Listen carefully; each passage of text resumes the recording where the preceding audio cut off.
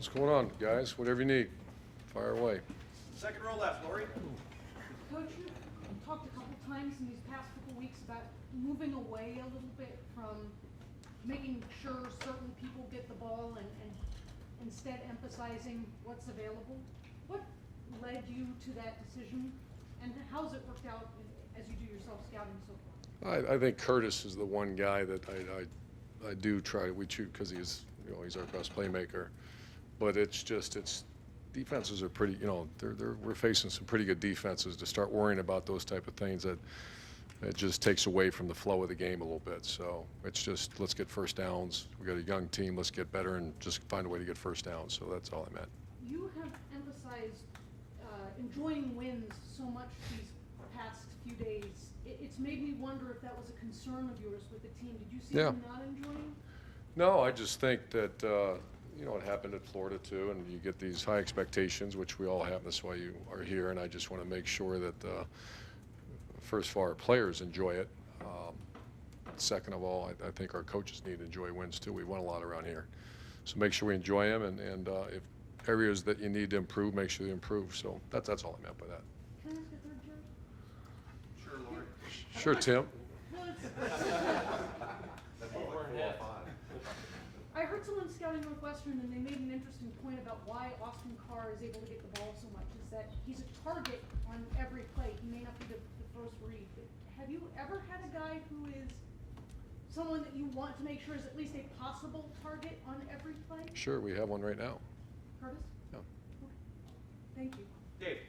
We ask a lot about the balance offensively as far as rushing and passing. You've talked a lot about that. I'm curious about the balance between tempo. Sometimes you guys go up tempo, like early in the year, you guys really focused on that. It seems like lately you guys have been going kind of more ball control. What's the balance you want as far as going up tempo as compared to maybe controlling the clock a little bit? Well, two things. Game management is one thing. If we're getting certain defenses that we don't like and you get stuck in a bad play. So it's just throughout the course of the game, we can go to tempo anytime we want. And I want to say there's still a good chunk of plays we're doing at tempo throughout the course of a game. All things being equal, would you prefer being an up-tempo offense as opposed to maybe a ball control offense? I want to have a good offense. Yeah. Front row right, Austin. It's already come up again once today with Curtis. Did you get this many questions about Percy and the way you used him 10 years ago? I can't remember last week, so I don't know.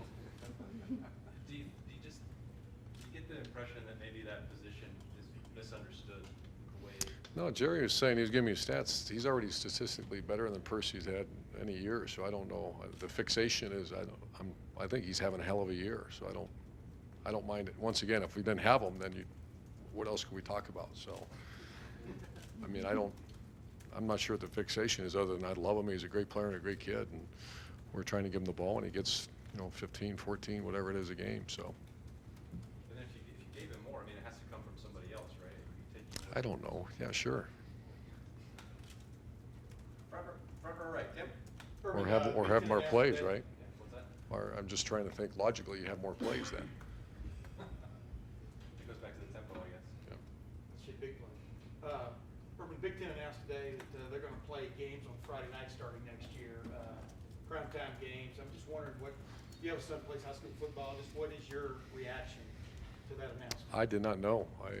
Jerry said something to me on the way in, and we got to try to find a way to beat Nebraska. That's it? That's it.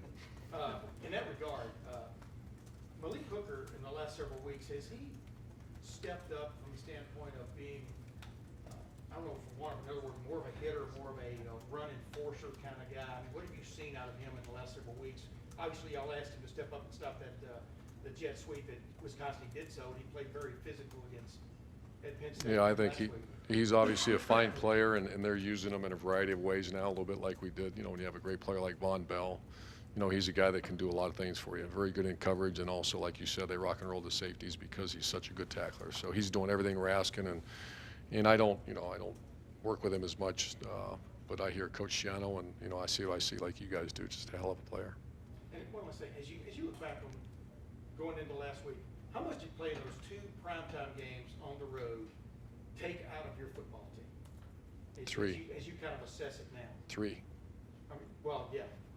Well, 2 in a row, though, right? Yeah. Yeah. Oklahoma. I just think for the long term, I think it's great. I think the fact that you're in street fights, I think last week's game was come from 10 points down at Wisconsin. I don't know if I bet you can count on one hand in the history of that stadium how many teams have done that against that team. Very good team. So, I mean, it's all good. We got a tough schedule this year, and our guys had a very good practice today, and it's part of the game. Second row left, we got a guest from Omaha. Steve, go ahead. Hi, Coach. Hi. What are some of the benefits of Coach Beck's presence and knowledge, especially with Tommy Armstrong going back to the recruiting process, and how you can kind of plan for that? Oh, I did. I asked him about Tommy. Obviously, he's an incredible player. And he has a little bit of, he's been gone a couple years, I guess, so he knows a lot of the personnel. So obviously, schematically, zero. But personnel, he'll give you a little bit of insight on guys, and nothing that you just can't see. After this, it's week 8. You can see it on videotape. So it was about a 4-minute conversation. We'll move on, and let's do what we do. You bet. And final questions, because there's a big game tonight. We want everybody to be able to get away. Oh, Bill, go ahead. I'm sorry. Are you gonna watch? Are you gonna watch that? The Tribe? Wednesday night? Yeah, it'll be on. That's not a question. This is your only. One down. This is your only primetime home game. I know, Coach, a game, except for the last one. But how special will Saturday night be playing Nebraska, which is now kind of Nebraska the Big Ten hope to have? Sure. It's Nebraska, tradition-rich program. I remember the first time I coached against them, I think it was our first year here. Was it our first or second year? First year, and you just see the white helmets in Nebraska. I grew up watching Coach Osborne, so Ohio State versus Nebraska, and obviously the whole country will be peeking in on that one because they're 2 top 10 teams, and we have a slew of recruits coming in, and it's going to be a busy weekend. And that game 4 years ago, that was the best offensive performance you had. It was 63 points, I think it was, something like that. Do you feel like a breakout is coming? I'm ready if you are. I mean, it's just unfortunately playing a very good defense. Thanks, guys. Let me get one more with Ralph from the Associated Press, Coach. My bad. Thanks. Please. I'll be very Sure. fast. You brought Kurt Ciano in here. Has he brought anything that you maybe didn't anticipate? In other words, you knew, I'm sure you hired him because you figured he'd be a good fit.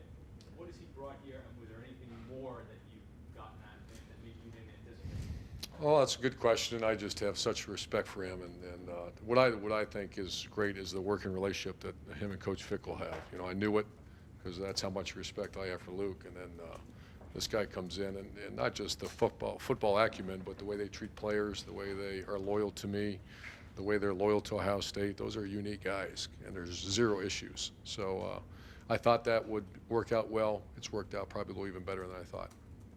Thank you. Thank you very much.